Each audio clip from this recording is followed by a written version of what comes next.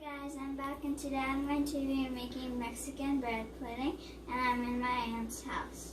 I'm going to show you how to make it. So first, you're going to grab dry bread and you're going to have oil in the pan and you're going to do it like that. Put it on the pan. And you don't want to splash. And you want the color like a nice brownish color.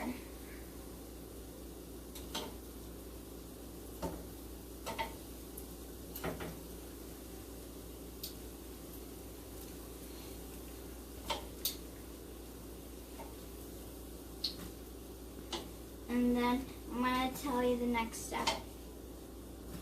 Hi guys, I am going to be doing the next step, which I got my Chihuahua cheese right here, and I'm going to keep grating it.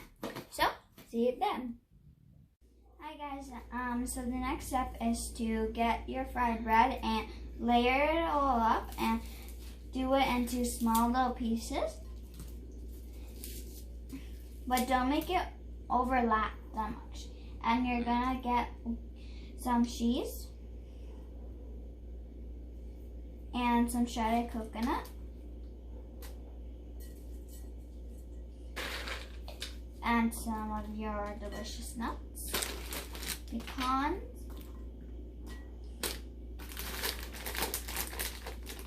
and raisins.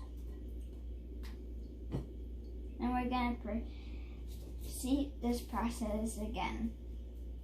Hi guys, I'm back and I'm going to show you the next step. So, how to make this little drink, which I'm going to pour onto the layers we just did.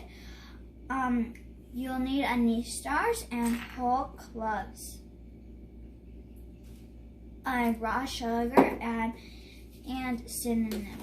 So what you're going to do, you're going to get your cup, get it into the water. You're going to start from one side, like that.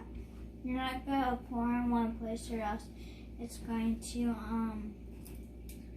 get soaked. And then you're going to do it from the middle.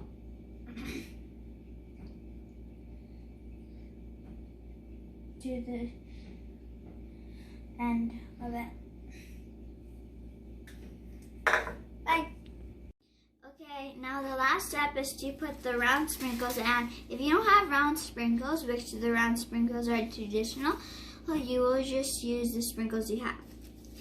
And you're going to put very little for you don't make a mess.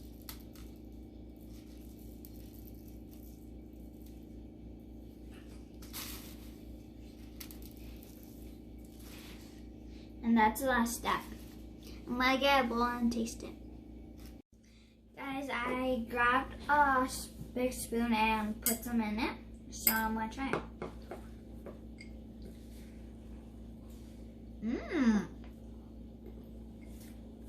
And let it soak for a while for everything.